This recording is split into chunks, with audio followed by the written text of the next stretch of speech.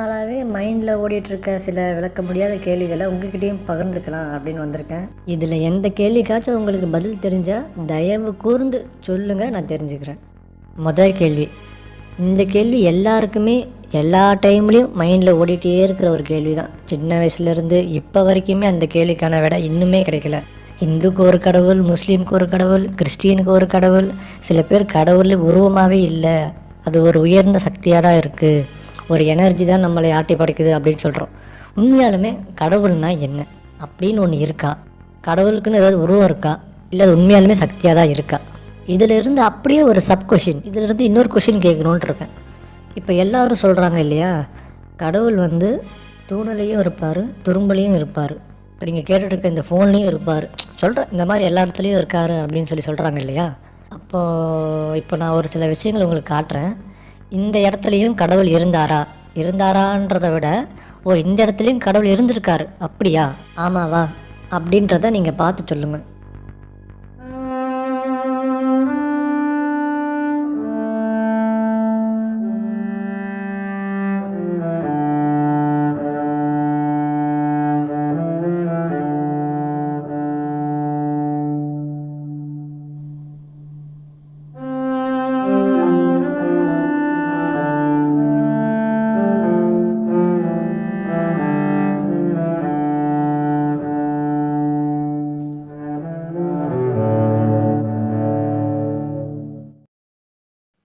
So இதை பார்த்ததுக்கப்புறம் உங்களுக்கு என்ன தோணுதுன்னு சொல்லுங்கள்.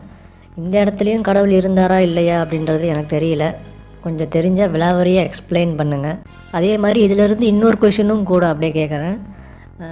கடவுள் தான் எல்லாத்தையும் உருவாக்குனாரு அப்படின்னு சொல்கிறாங்க இல்லையா, அப்போ கடவுளை யார் உருவாக்குனா? அடுத்த கொஷின் என்னென்னா, கடவுளை வச்சே 3 கொஷின் கேட்டுட்டேன் முன்னாடி. கிட்டத்தட்ட அதே மாதிரி ஒரு வியர்டான கொஷின் தான். என்னென்னா, இப்போ உங்கள் எல்லாருக்கும் தெரியும்னு நினைக்கிறேன், ஒரு தியரி ஒன்று சொல்லுவாங்களே, சில பேர் அதை உண்மைன்னு கூட சொல்லுவாங்க. ஒரு வகையில் எல்லா மனிதர்களுக்கும் அப்பா அம்மா அப்படின்றது ஆடம் அண்ட் ஈவ் அப்படின்னு சொல்லுவாங்க இல்லையா. உலகத்தில் தோன்றிய முதல் 2 மனிதர்கள் அப்படின்னா ஆடமும் அதை ஈவுன்னு சொல்லுவாங்க இல்லையா. இதில் என்ன ஒரு கேள்வி தோணுச்சுன்னா, அப்போது அப்படி பார்த்தா இப்போ நம்ம மேரேஜ் பண்ணிக்கிட்டு இருக்கிறது பிரதர்ஸையும் சிஸ்டர்ஸையுமா? என்னடா லுச்சாத்தனமாக கேள்வி கேட்குற லூசு பயலேன்னு நீங்கள் நினைக்கிறது எனக்கு கேட்குது. சும்மா யோசிச்சு பாருங்களேன். இப்போ சொல்கிற மாதிரி எல்லா மனிதர்களுக்கும், எந்த கண்ட்ரியாக இருந்தாலும் சரி, காட்டுவாசியாக இருந்தாலும் சரி, எந்த மக்களாக இருந்தாலும் அவங்களுக்கு முதல் அப்பா அம்மா அப்படின்றது ஆடமும் ஈவும் தான் சொல்கிறாங்க. அப்படி இருக்கும்போது இந்த கேள்வி வருது இல்லையா. அப்போது ஒரு வகையில் நம்ம எல்லாருமே பிரதர்ஸ் அண்ட் சிஸ்டர்ஸ் தானான்ற கேள்வி வருது இல்லையா. இதுக்கும் விளக்கம் தெரிஞ்சவங்க பதில் சொல்லலாம். அடுத்த கேள்வி. எல்லாருக்கும் கண்டிப்பாக ஃபேவரட்டான டீச்சர் இருப்பாங்க. ஸ்கூல்லையாச்சும் காலேஜ்லையாச்சும் இல்லை எங்கே கோச்சிங் கிளாஸில் எங்கேயாச்சும் ஒரு ஃபேவரட்டான டீச்சர் இருப்பாங்க. அது கிடையாது கேள்வி. உலகத்திலேயே ஃபஸ்ட்டு டீச்சர்னு ஒருத்தங்க இருப்பாங்க இல்லையா, அப்போது அவங்களுக்கு யார் டீச்சர்? Next question. இப்போ டைம் ஓடிக்கிட்டே இருக்கு இல்லையா. இந்த டைம் பீரியடில் மனுஷங்களும் இறந்துடுறோம், அனிமல்ஸும் இறந்துடுது, செடி கொடி மரமும் அழிஞ்சிருது. ஏன் எர்த்தே ஒரு பீரியடில் அழிஞ்சிரும், சன்னும் அழிஞ்சிரும், கேலக்ஸியும் அழிஞ்சிரும். ஆனால் டைம் மட்டும் ஓடிக்கிட்டே இருக்குது. ஸோ அப்போ டைமுக்கு ஒரு எண்ட் இருக்கா? எல்லா விஷயத்துக்குமே ஆரம்பம்னு ஒன்று இருந்தால் முடிவு கண்டிப்பாக இருக்குது. அதே மாதிரி நேரத்துக்கும் முடிவுன்றது ஒன்று இருக்கா? ஒரு பாயிண்டில் டைம் நிற்குமா? அடுத்த கேள்வி. இப்போ நம்ம உண்மையாலுமே வாழ்ந்துக்கிட்டு இருக்கோமா, இல்லை ஒவ்வொரு செகண்டும் செத்துக்கிட்டே வரோமா? இதை இன்னொரு மாதிரியும் கேட்கலாம். நம்ம சாதிக்கிறதுக்காக பிறந்தோமா, இல்லை சாகிறதுக்காக பிறந்தோமா? இதை இன்னொரு மாதிரியும் கேட்கலாம். டெஸ்டிஸில் ஜெயில் வாழ்க்கையை அனுபவித்து அதுக்கப்புறம் ஸ்பெர்ம் பேட்டிலில் ஃபஸ்ட்டு தென் கஷ்டப்பட்டு பிறந்தது எல்லாமே சாகிறதுக்காக தானா? அடுத்த கேள்வி. இது கொஞ்சம் இன்ட்ரெஸ்டிங்காக இருக்கும். என்னென்னா, இப்போ பிறந்ததுலேருந்தே சில குழந்தைகள் கண் பார்வை இல்லாமல் பிறக்கிறாங்க இல்லையா. அப்போது அவங்க கனவில் அவங்க என்ன பார்ப்பாங்க? அடுத்த கேள்வி. இப்போ நம்ம சாகிறதுக்குள்ளே எல்லாத்தையுமே பார்க்கணும், எல்லாத்தையுமே தெரிஞ்சுக்கணும், எல்லா விஷயத்தையும் அனுபவிக்கணும்னு நினைக்கிறது அவசியமா? அடுத்த கேள்வி. நல்லா கவனிங்க. இப்போ நீங்கள் உங்களை அடிக்கிறீங்க, அது உங்களுக்கு வலிக்குது. அப்போது நீங்கள் ஸ்ட்ராங்காக இருக்கீங்கன்னு அர்த்தமா, இல்லை வீக்காக இருக்கீங்கன்னு அர்த்தமா? அடுத்த கேள்வி. இப்போ நம்ம எங்கே இருக்கோம்? எர்த்தில் இருக்கோம். எர்த் எங்கே இருக்குது? ஸ்பேஸில் இருக்குது. அப்போ நம்ம ஸ்பேஸில் இருக்கோமா? அடுத்த கேள்வி. ஃபஸ்ட்டு ஆரஞ்சுன்னு எதுக்கு பேர் வச்சாங்க?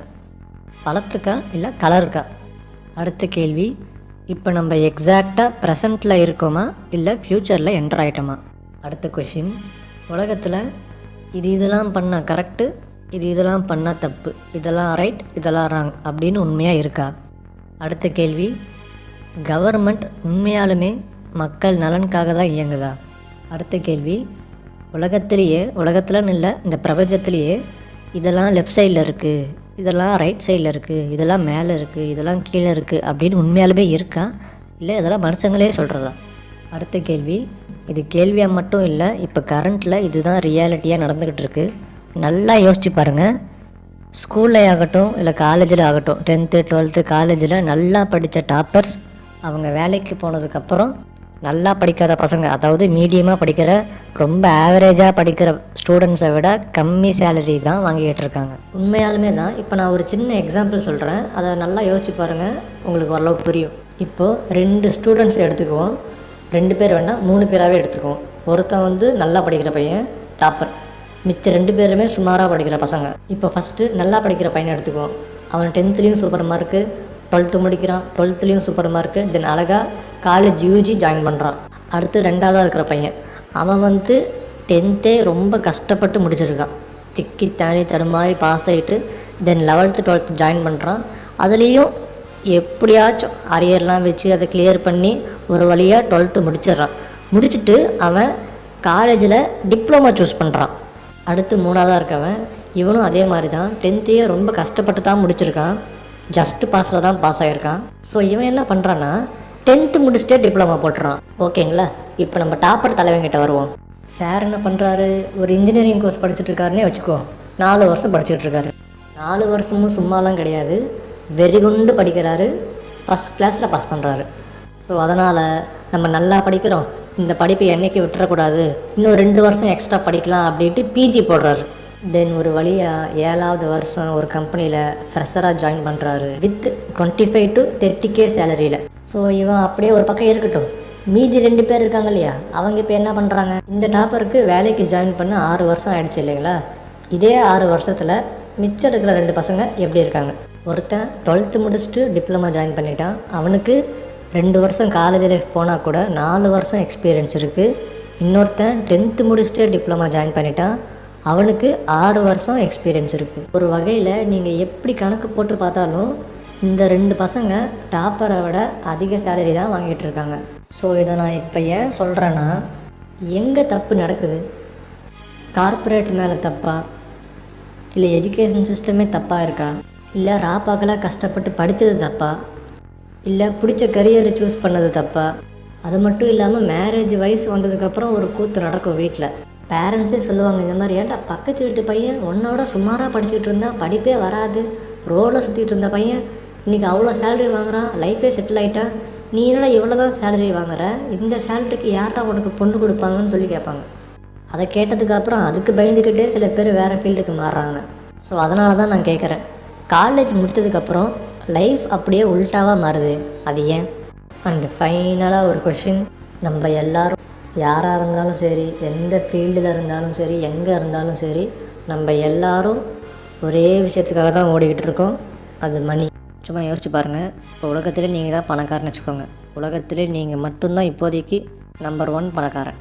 இப்போ உங்களால் உங்கள் லைஃப்பில் ஒரு நாள் உங்கள் விதியை மீறி எக்ஸ்ட்ரா வாங்க முடியுமா? ஒரு நாள் கூட வேண்டாம், ஒரு மணி நேரம், அட்லீஸ்ட் ஒரு நிமிஷம். ஸோ அப்போ வாழ்க்கைக்கு உண்மையாலுமே என்ன தான் தேவை?